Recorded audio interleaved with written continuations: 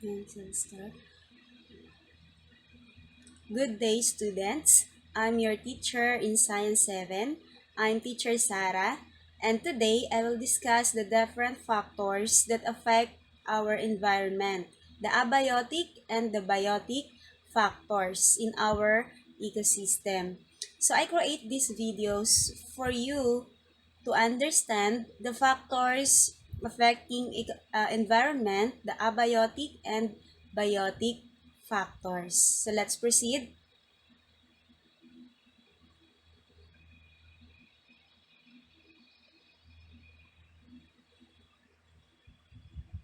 So a level of organization is used to show how organisms interact with each other and their environment. So as you can see in the pictures, so we have the individual, the population, the community, the ecosystem, and the biome. And the last is the biosphere. So in your previous lesson, you understand what are the level of organization. Okay, so from molecules down to biosphere. Molecules is a group of atoms, or it is the smallest unit and most chemical compounds. So as you can see, a very common example is water. Water and the DNA. So DNA composed of two molecules and also the DNA.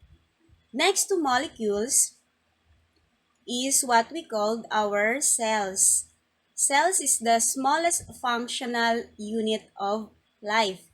So the very common example is the nerve cells. So our body is full of cells. So natatambakan or napupuno siya, our body composed of millions or billions cells, groups of cells. Groups of cells to form a tissues. Tissues, organs, and organ system. The example of tissues are, kung nakikita niyo po sa picture, nervous tissue, our brain. So, makikita po siya sa brain natin. And our brain is composed of nervous system. Now, let's proceed to organism. When we say organism, is an individual living things. Kung ikaw ay nanonood ngayon, ikaw ay isang organism. Dahil ikaw ay isang individual or unique living things. So, example po dito ay bison. Bison is an organism. Next, population. When we say population, is a group of organisms of one type that live in the same area. Okay, so kapag isa lang, ang tawag doon ay organism.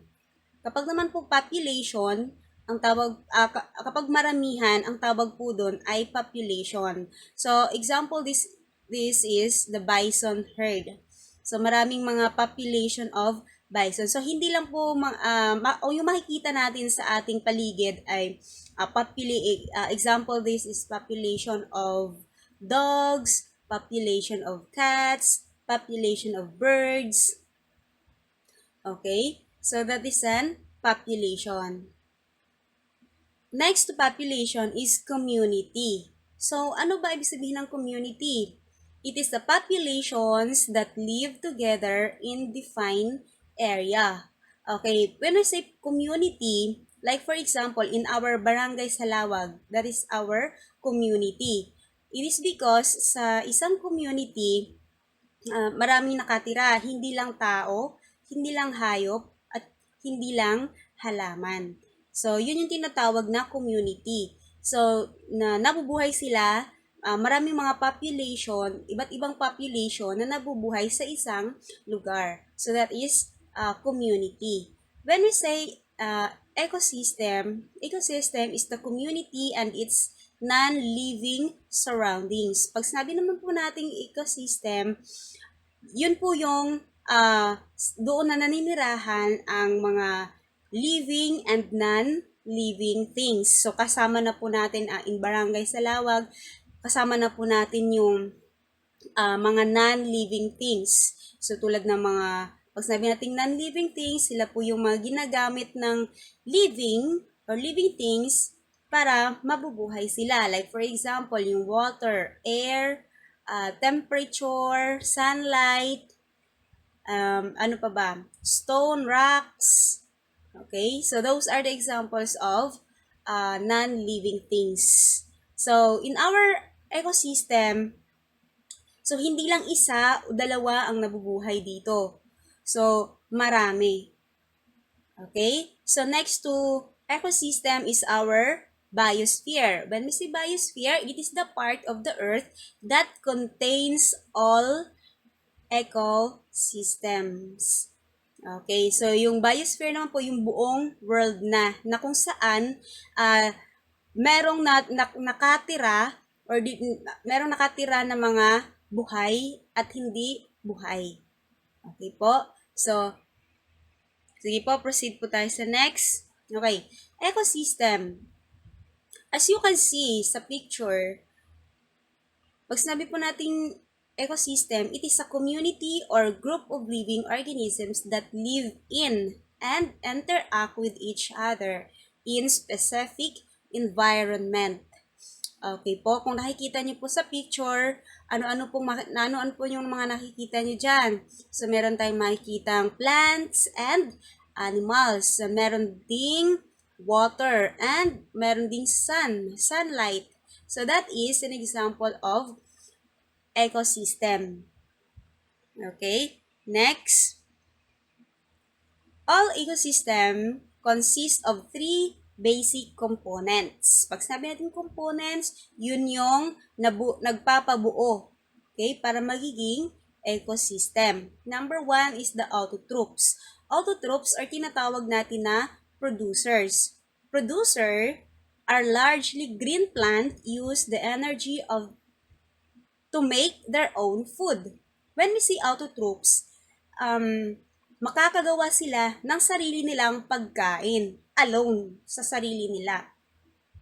Okay, like for example dito, kung nakikita niyo po sa picture is plants. So, si plants lang po ang makakagawa ng sarili nilang pagkain through sunlight in the process of photosynthesis.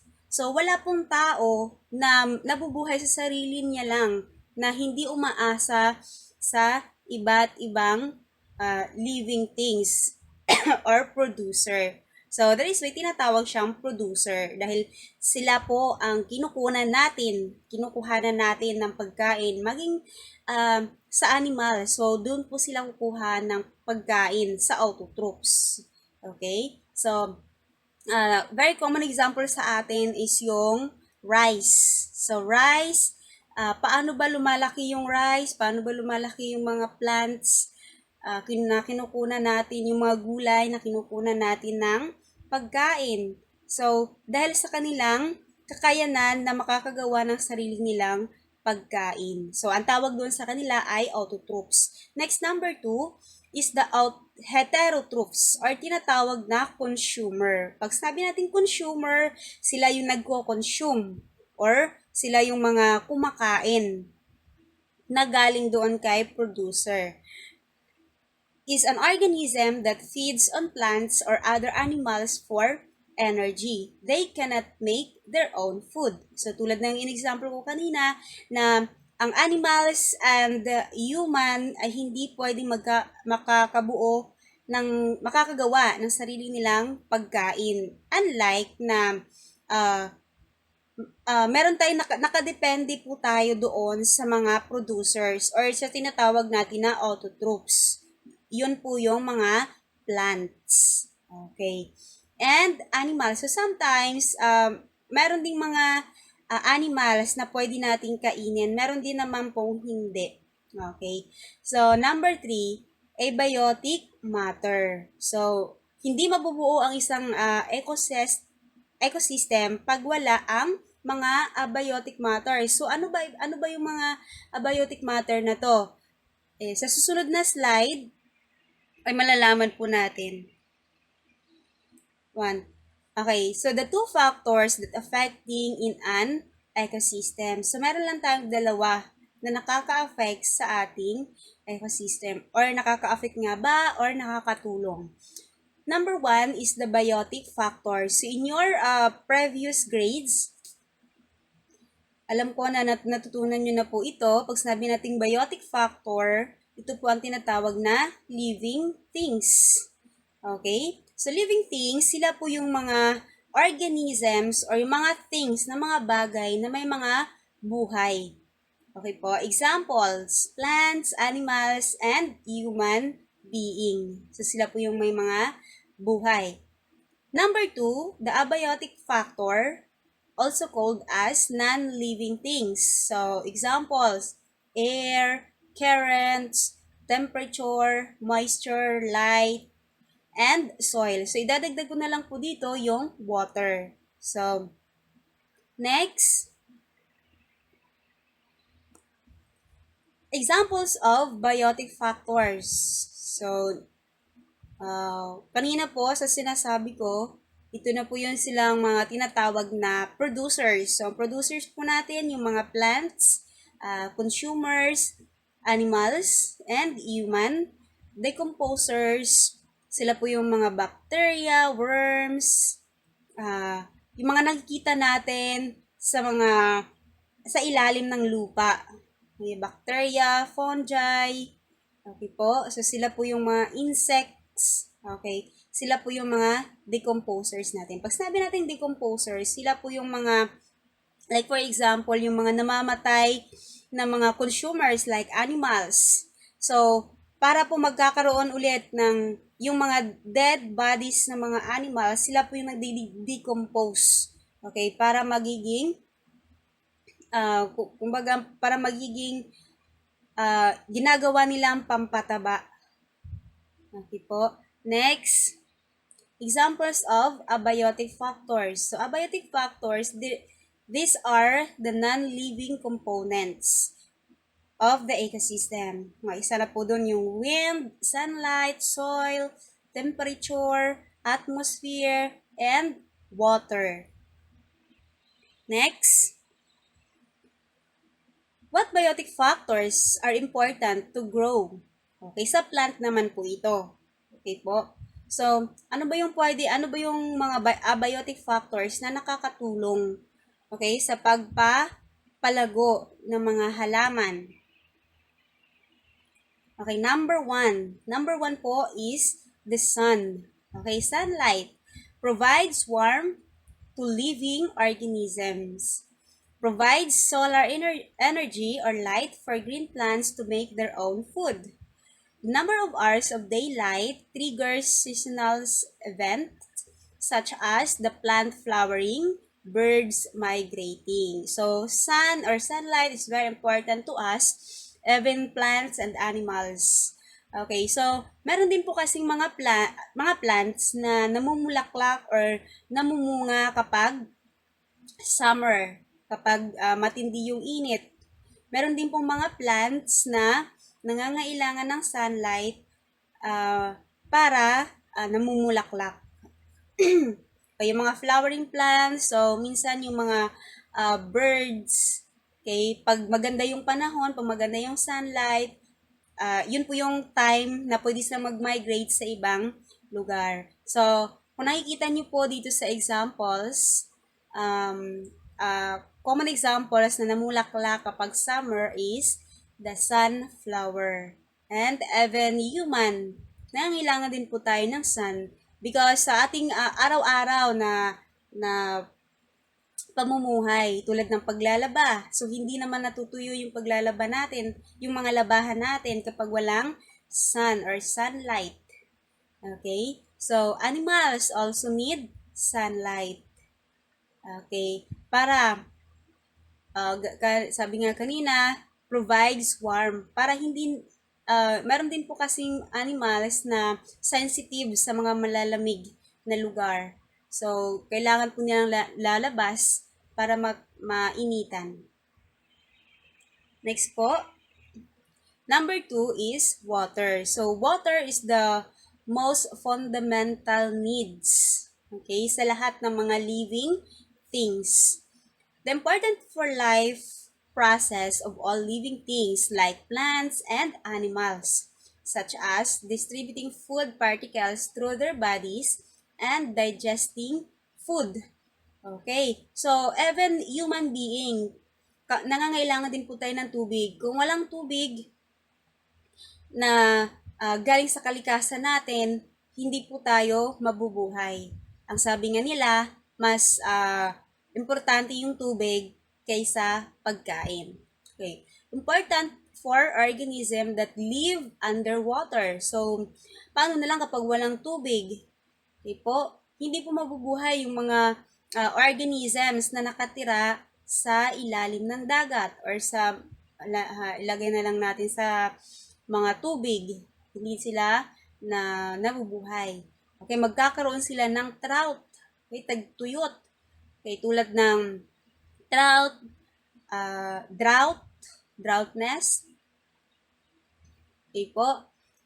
Even plants sa mga agriculturist po natin na ginagawa nilang livelihood, so nangangailangan din po sila ng tubig. Okay, tulad na lang ng Banawe rice terraces. Kung nakikita niyo po sa picture sa taas, okay po, hindi nabubuhay yung mga rice na tinatanim ng mga agriculturist natin kapag walang tubig, kapag walang enough na water ang isang lugar. And then, even tayo po mga tao, so hindi tayo nabubuhay kapag walang tubig. So, kaya, that is why, nagpo-provide ang ating government ng maraming mga dam. So, ang nakikita ko po dito, ang Prinsa Dam, kung nakikita niyo po dyan sa pangalawang picture sa baba, ang Prinsa Dam, makikita po siya sa Molino. Kung nakakapunta na po kayo doon, pwede nyo rin pong picturean or magsisend po kayo ng picture sa akin para i-confirm natin na makikita po talaga siya sa Molino. Ang Prinsa Dam, malapit lang po siya dito sa atin, sa Salawag. Okay po. Pinagitnaan po siya ng San Nicolas 1, Bacoor, and Talon 2. So, Prinsa Dam, natapos ito noong 19th century, yung mga kapanahunan pa ng mga Hapon. Okay po. So, ang main purpose po nito ay magkakaroon daw ng magandang irrigation. So, irrigation para sa mga rice na pinoprovide ng mga agriculturists. So, ngayon po, ang ginagawa po dito sa dam na to ay ginagawang parang magnet fishing. So, pwede po kayo ditong manghuli ng isda. And then, siguro po, magpapaalam muna sa mga nagmamay-ari o mga nagbabantay or sa mga municipal po nila. So, marami po tayong mga dam dito na malapit sa Cavite.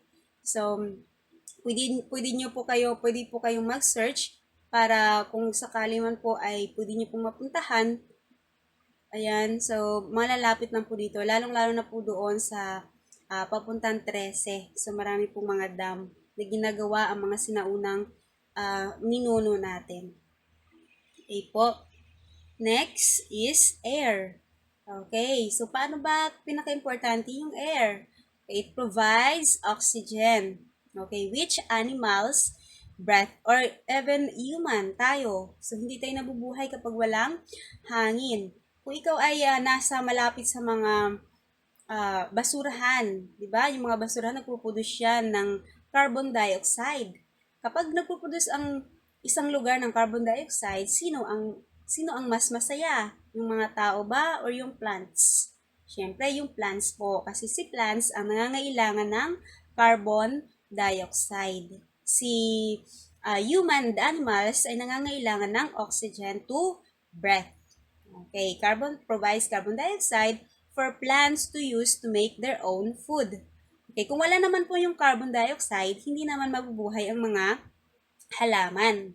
Okay, hindi naman sila lumalago dahil carbon dioxide ang pinakakailangan nila para makakatulong sa kanila mag-produce ng sarili nilang pagkain.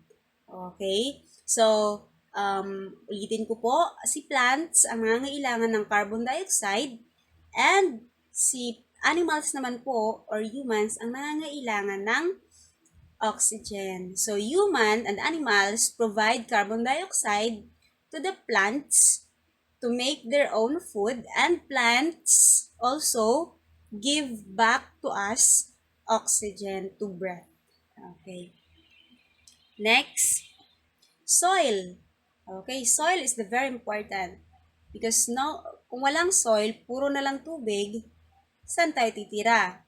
Okay, soil provides a home for many animals that live underground. Okay, like earthworms. Kung wala naman po yung mga earthworms, paano mag-balance yung ecosystem natin? Okay? So, kung wala din po yung soil, saan kaya tayo nakatira ngayon? Okay? So, very important yung balance ng ating ecosystem. So, provides nutrients for plants. Okay? So, si soil ang nag-provide ng nutrients sa plants in order to grow. So, plant grow in soil. So, very common example of this is ang pinakamalawak na taniman ng tubo is Negros Occidental. So, meron din tayo dyan sa likod ng paliparan. So, maraming mga lupain dyan na may nagtatanim sila ng tubo or sugar cane. Okay po? Same as sa pagtatanim ng palay or rice sa mga agriculturist natin. So, paano na lang kung walang lupa? Ano na lang yung makakain natin? Wala tayong bigas. Walang bigas na nagsusupply. Okay, siguro po pag, pag wala po sigurong bigas, ang kinakain po natin ngayon is puro ano na lang, puro tayo mga carnivores. Okay. So, puro mga meat. Kung walang soil na matataniman ng mga plants or yung mga producers. Okay. Next po, soil is plants to have a good nutrients. So, tulad na lang po sa pinakalas po natin na examples, si soil, siya po yung nagpro-provide or na tumutulong sa mga puno natin para hindi po magkakaroon ng soil erosion. Or si plants, siya po yung tumutulong sa soil natin para hindi matutunaw o mawawala ang soil o magkakaroon ng soil erosion dahil sa flash floods, okay, dahil sa baha, dahil sa mga pagkakaroon ng soil erosion, okay po. So, marami pong naitutulong sa atin yung mga non-living things. Next. Ayan.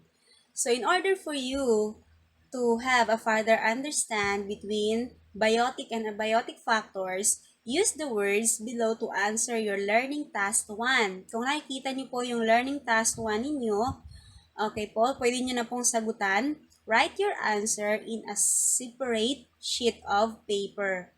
Okay. Sundan niyo lang po yung direction. Organize the following words into list. Biotic and abiotic factors. So, make a table. Sundan nyo lang po yung learning task number 1 nyo. Gagawa po kayo ng table and then i-separate po ninyo kung alin po dyan yung biotic factor and abiotic factors. Okay po? Pwede nyo rin pong isi-send sa akin yung pictures or pwede nyo rin pong picturean yung sagot niyo, pwede niyo rin pong isa-send, pwede niyo pong picturean, and then isa-send po sa akin para ma-check ko po agad. Okay po. Next, we have ecological relationship within population. So, bawat isa po pala sa atin, non-living things and living things are merong relationship.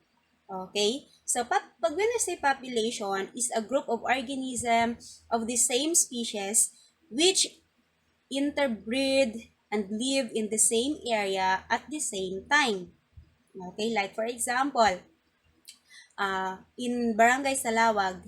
So, Barangay Salawag have many population. So, population in niya. population in animals, on mga animals, population of plants, population of human being. So that is an example of population. So very common example is yung na-example ko dyan, yung mga cows. So yung mga baka na nakikita natin na paggalagala na dyan sa labas. Okay, so kung saan yung isa pupunta, doon din sila lahat pupunta. Okay po. So next, ang sabi nga po, may kasabihan na no species lives independently. So walang species na nabubuhay, or no man is an island.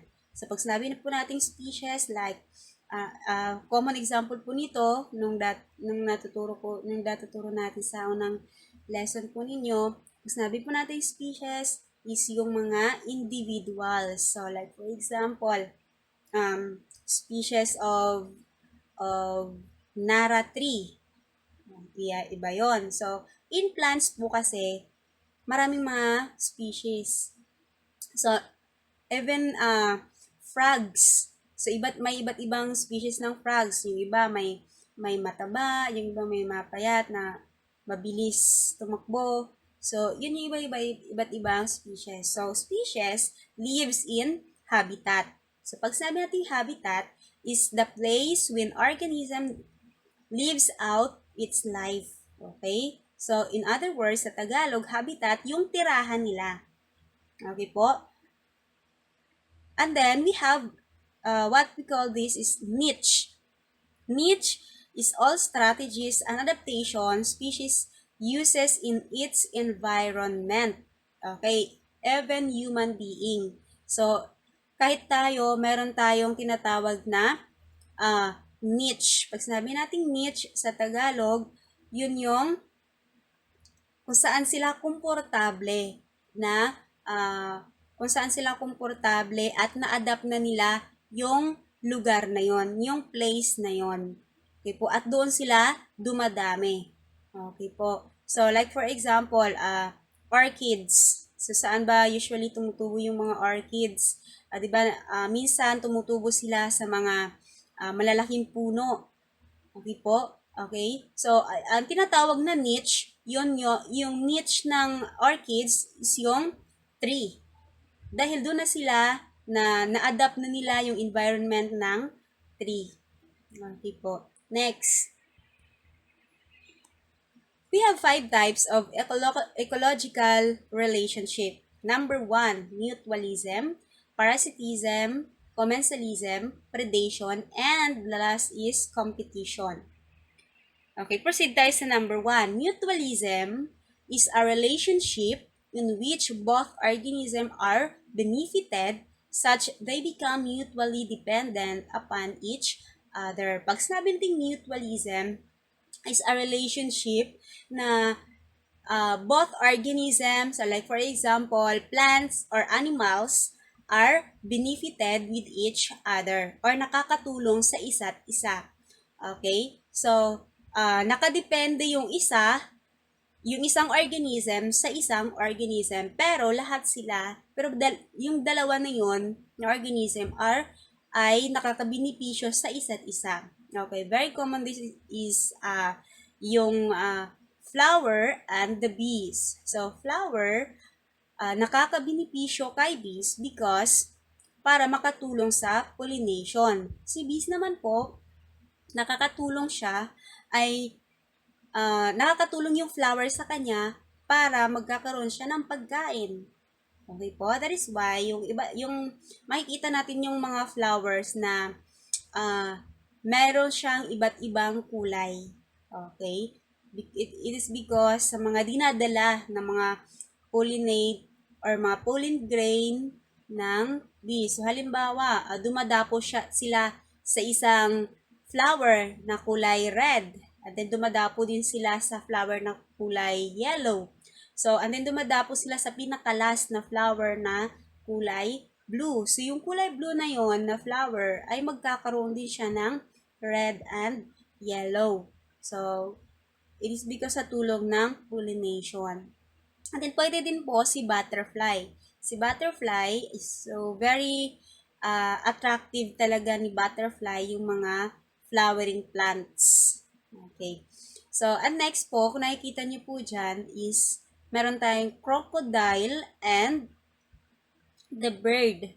So, paano nakakatulong si crocodile kay bird? Si crocodile nakakatulong kay bird para yung mga kinakain, yung mga tira-tirang pagkain ni crocodile, kinakain ni bird. As well as si bird, pwede siyang makain or magiging pagkain or source of food ni crocodile. Okay, so dalawa sila nakaka-benefits.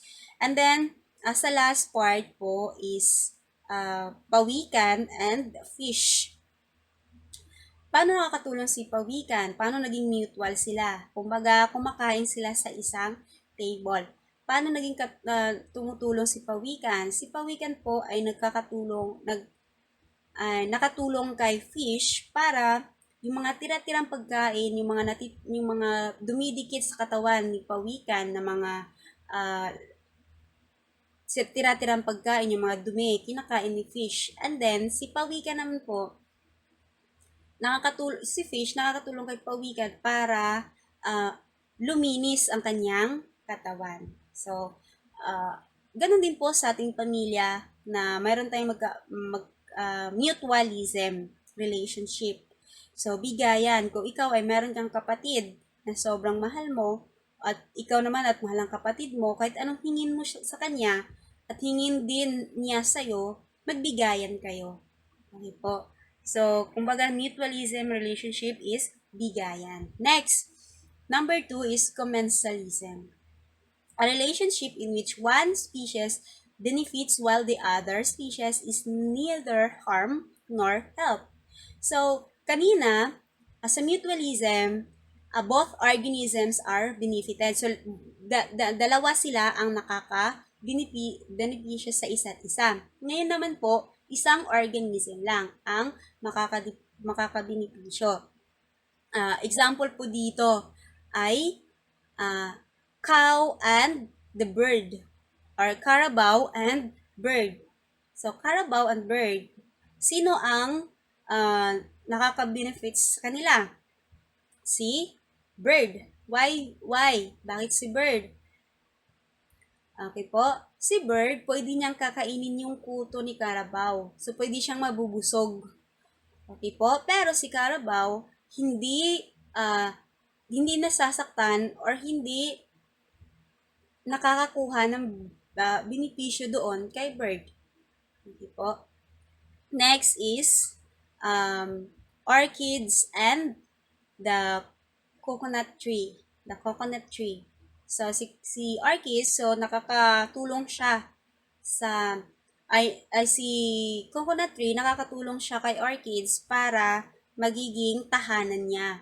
Pero si coconut tree, hindi nahaharm, hindi rin siya nasasaktan or harm or nasasaktan.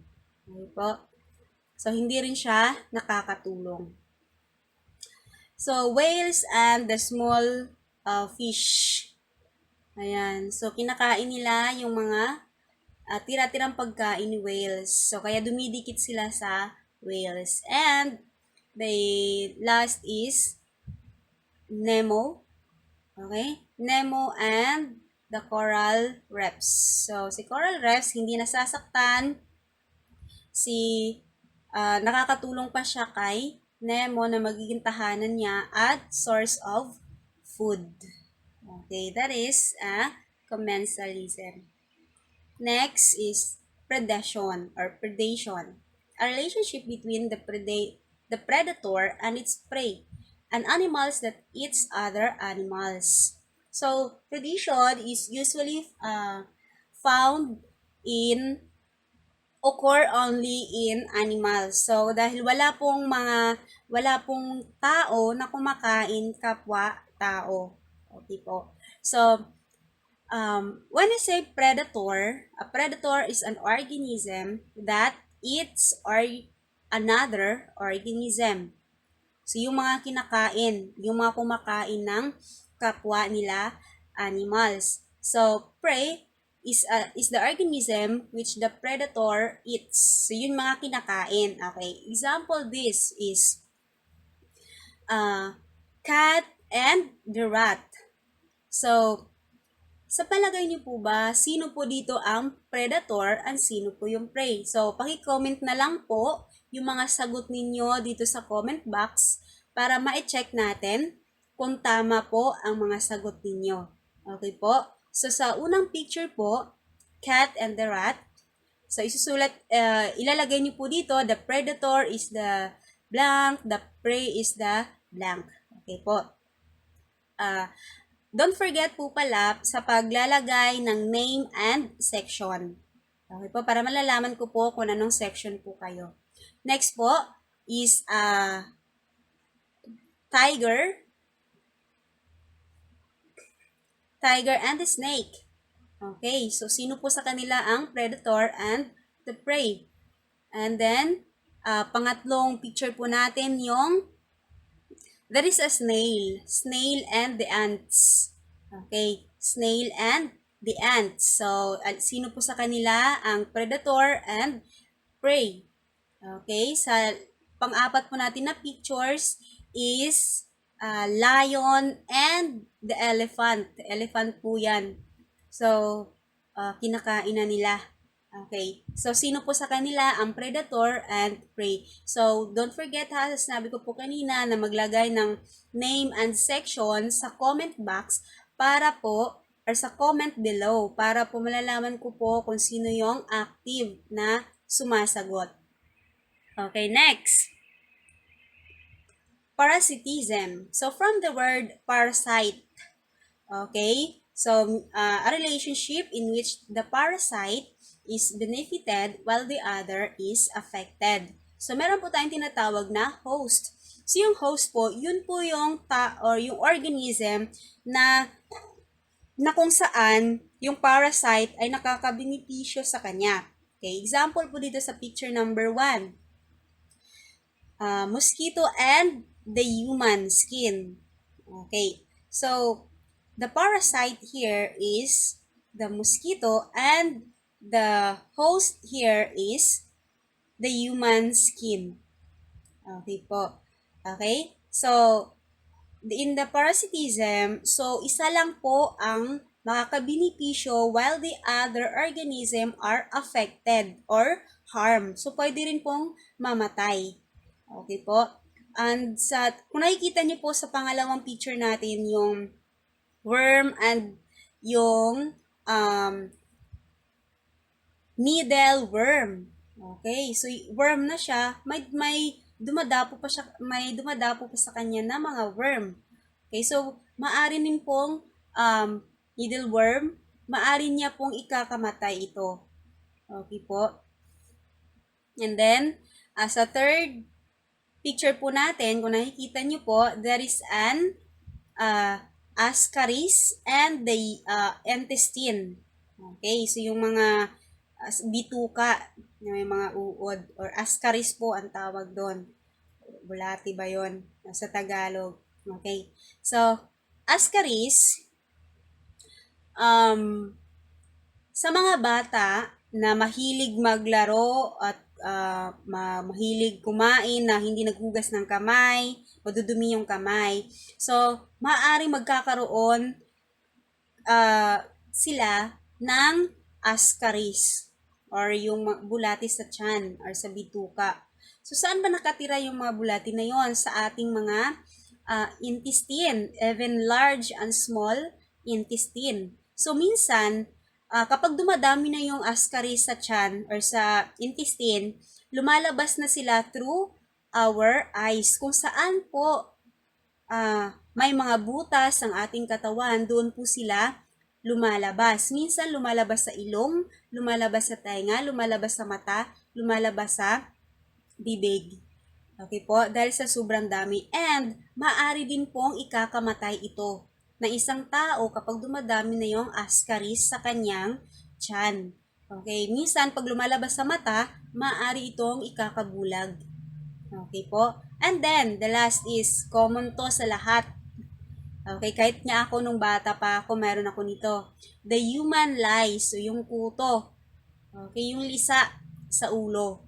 So, kapag meron po kasing lisa or kuto sa ulo or lice, um, pwede rin po itong minsan hindi ka makakatulog, hindi ka makapag-concentrate sa anumang ginagawa mo. Hindi po. Ang the best po na gagawin is magpapatulong sa magulang. Okay po, para mawawala ang mga lice sa ulo. Okay po. Minsan po kasi napapabayaan na po tayo ng ating mga magulang, hindi na makakaligo, lalong-lalo na po pag walang ligo. Okay po, dumudumi yung ulo, maraming dumi. So magkakaroon ng lice or kuto. So, ganun po, ang nakaka-benefits po doon ay yung lice. And then, affected po yung human. Okay po. Next is competition. Okay. So, in our ecosystem, meron po tayong tinatawag na competition. Competition occurs when both organisms having the same needs live in the same area. So, example po dito ay ants. Kung nakikita niyo po, nag-aaway si ants at saka si black ants and the red ants. Okay. So, minsan po kasi nag-aaway or nagko-compete yung bawat isa, both organism, kapag kulang ang pagkain at kapag pareha sila ng kailangan. Okay po, tulad ng pagkain, teritoryo, habitat. Okay po, sa isang area. And then, sa plants, meron din pong tinatawag na competition. So, meron po kasing competition in terms of nutrients. So, yung ibang mga plants, nagko-compete through nutrients. Kaya, yung iba ay nagkakaroon ng, yung iba namamatay, yung iba nagiging dwarf, hindi na tumutubo. Yung iba naman po, mas mabilis lumago. Okay po? Depende na lang. Karirahan yan sila ng pagkukuha ng nutrients. Okay. So, depende po sa plants. Okay. Meron din po kasi talagang mga plants na nag-dwarf lang or tinatawag natin na monocot. Kapag sinabi natin monocot, like grass. So, wala silang roots. Wala silang stem. Okay? Wala silang main roots. Okay. Hindi tulad ng mga dicot na tumataas po talaga sila. Lumalago. Tumataas yung mga puno nila. And then, the third one is, example dito is deer. So, nag-aaway. Okay, nag-aaway sila. It is because siguro po sa pagkain, lalong-lalo na po sa mga animals na nakakatira sa lugar na kung saan wala po talaga makukunan ng pagkain. Kapag meron silang nakikitang isang pagkain, then pareha silang gutom, may posibilidad po na nag-compete. Okay, yung iba nagko-compete para makakakain. Okay. Ganon din po sa tao. Example ko po dito si Manny Pacquiao. It is dahil sa malaking papremyo, po, nagkakaroon ng competition. Okay. So, even sa mga schools or sa inyo, diba, sa bahay ninyo, minsan magkakaroon kayo ng competition. Okay? Kung sino yung mas magaling maghugas ng pinggan. Okay. So, sa bahay rin po, minsan, mayroon din competition, lalong-lalo na po yung bunso at saka yung panganay. Okay, minsan lagi nag-aaway dahil kulang yung pagkain. Okay, sa pagkain. Next. Okay, so ito na po tayo. Malapit na po tayong matapos. Give at least 5 examples in every ecological relationship that found in your surroundings. So, this is your performance task number 3. So, tapos na po tayo sa number 2, yung cell, yung paggawa ng cell. So, ngayon po, yung gagawin, so kung pwede na po kayong lumabas sa inyong bahay, so pwede po kayong magtitingin, no? Sa labas ng inyong bahay kung ano yung mga examples. Okay, magbibigay po kayo ng sarili ninyong examples sa 5 na yon, yung mutualism, parasitism, commensalism, predation, and the competition. Sa competition, kahit ano na lang, yung mga sinalihan nyo na nananalaw kayo, yun pwede rin po yun. Okay? So, write your answer in a separate sheet of paper. So, pwede nyo rin pong picturean ito kapag tapos na kayo, and then pwede nyo pong isend sa akin.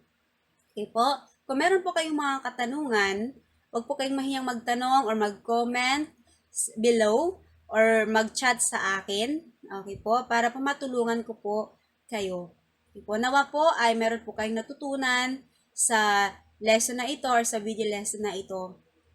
Ayan. So, kung meron po kayong mga dagdag pa na kaalaman, so i-comment nyo lang po yung mga idagdag niyo sa ibaba. Okay po? So, maraming salamat po.